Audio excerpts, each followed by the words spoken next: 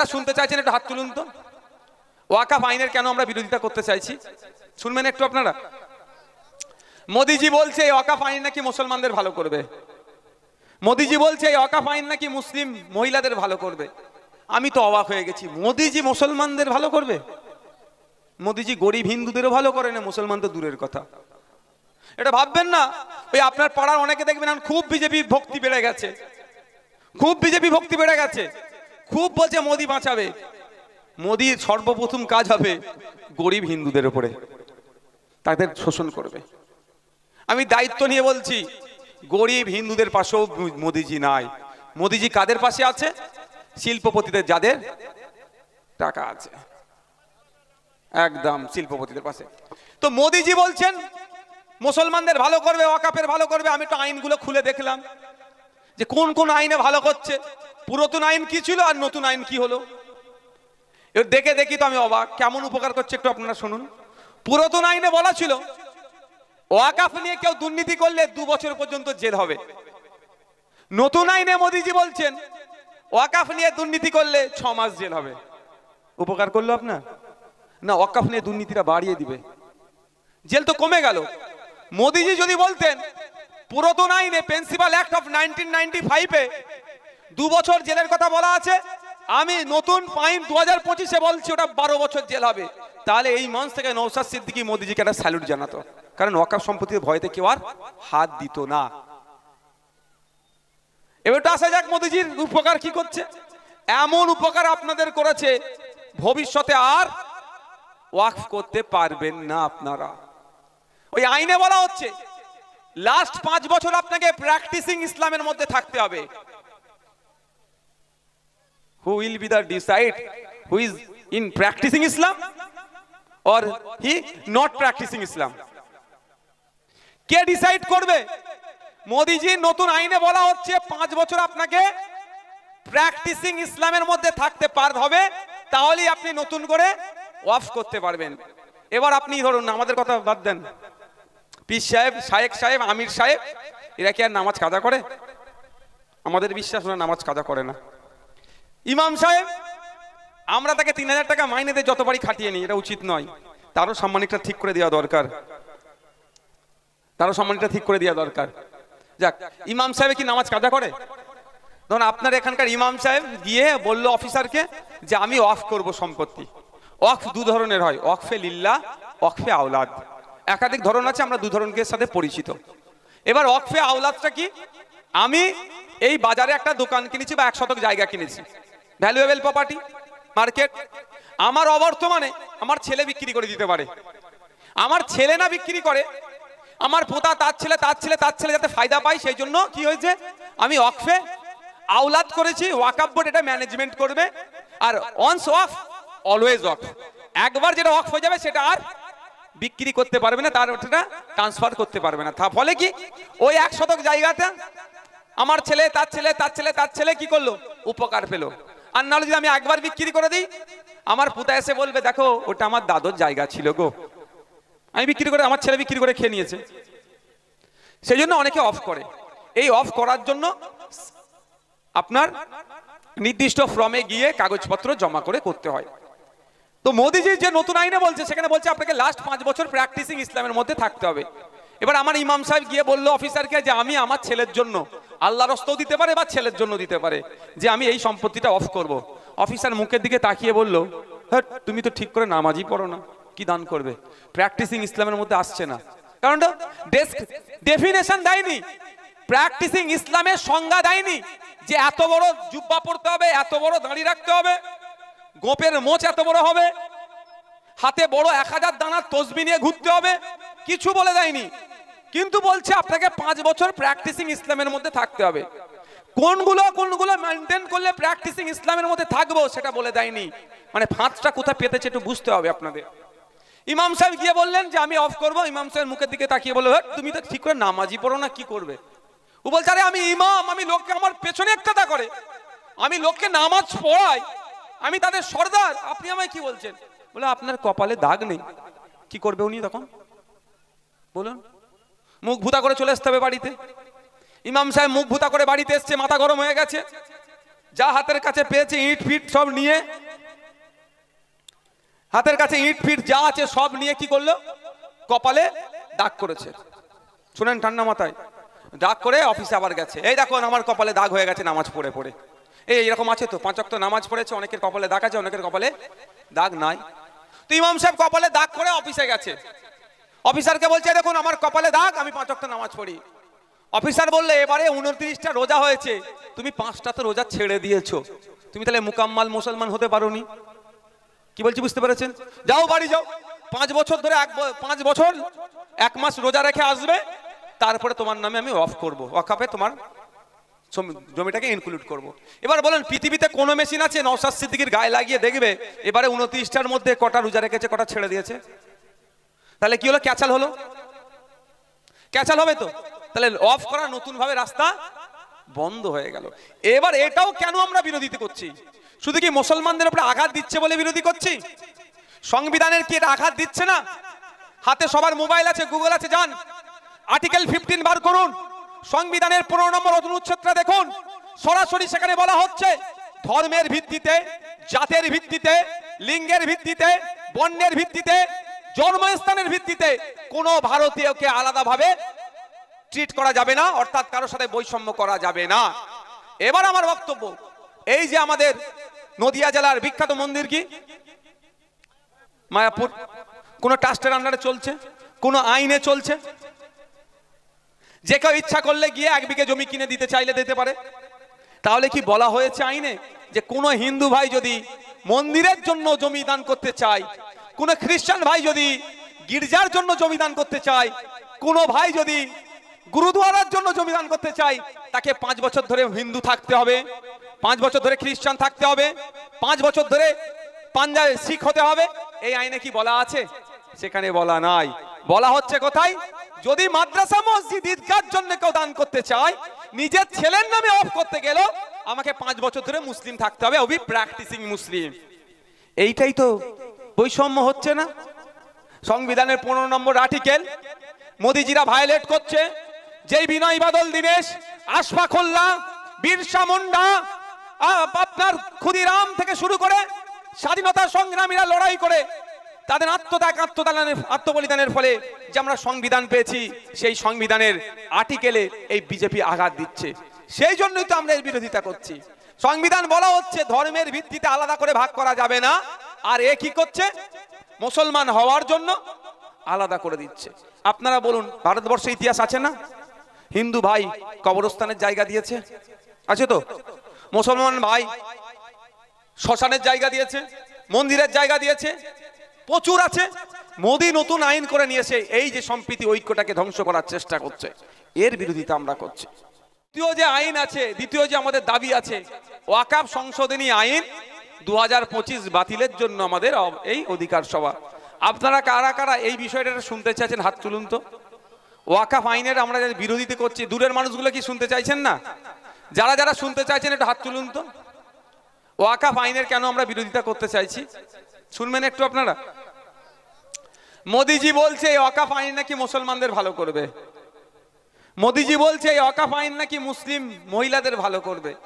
আমি তো অবাক হয়ে গেছি, মোদিজি মুসলমানদের ভালো করবে? মোদিজি গরিব হিন্দুদেরও ভালো করে না, মুসলমান তো দূরের কথা। এটা ভাববেন না।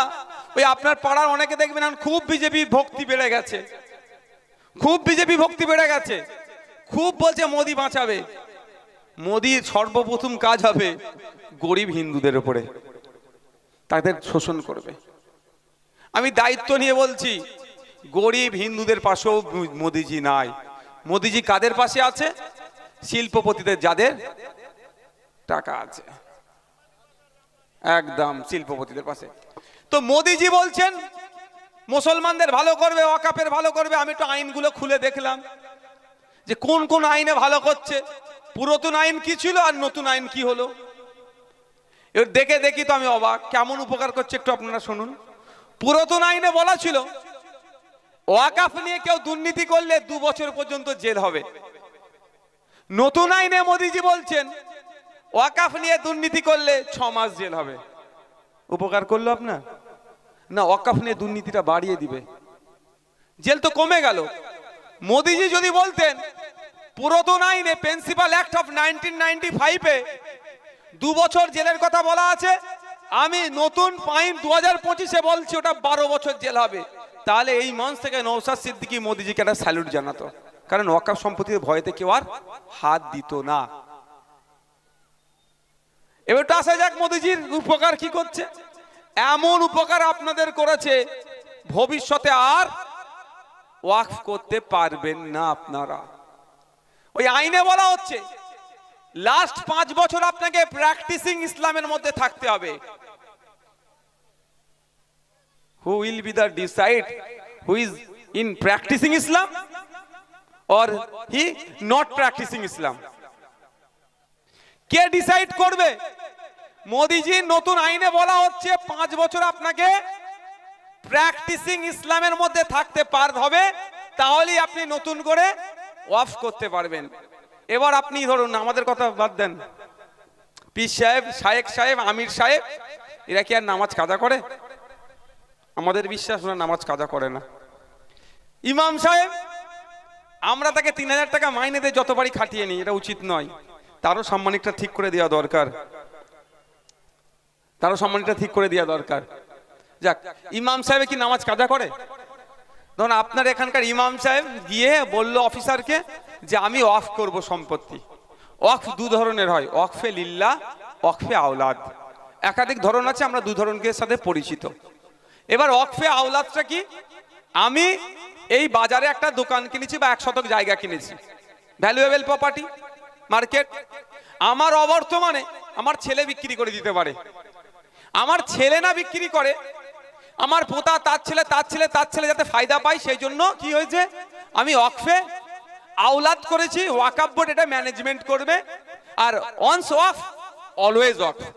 একবার যেটা ওয়াকফ হয়ে যাবে সেটা আর বিক্রি করতে পারবে না, তার ওটা ট্রান্সফার করতে পারবে না। তার ফলে কি, ওই 1 শতক জায়গাটা আমার ছেলে তার ছেলে তার ছেলে তার ছেলে কি করলো, উপকার পেল। আর নাহলে যদি আমি একবার বিক্রি করে দিই, আমার পুতা এসে বলবে দেখো ওটা আমার দাদুর জায়গা ছিল গো, আমি বিক্রি করে, আমার ছেলে বিক্রি করে খেয়ে নিয়েছে। সেই জন্য অনেকে অফ করে। এই অফ করার জন্য আপনার নির্দিষ্ট ফর্মে গিয়ে কাগজপত্র জমা করে করতে হয়। তো মোদিজি যে নতুন আইনে বলছে, সেখানে বলছে আপনাকে লাস্ট 5 বছর প্র্যাকটিসিং ইসলামের মধ্যে থাকতে হবে। এবার আমার ইমাম সাহেব গিয়ে বললো অফিসারকে যে আমি আমার ছেলের জন্য, আল্লাহর রাস্তাও দিতে পারে বা ছেলের জন্য দিতে পারে, যে আমি এই সম্পত্তিটা অফ করব। অফিসার মুখের দিকে তাকিয়ে বলল, হ্যাঁ তুমি তো ঠিক করে নামাজই পড়ো না, কি দান করবে?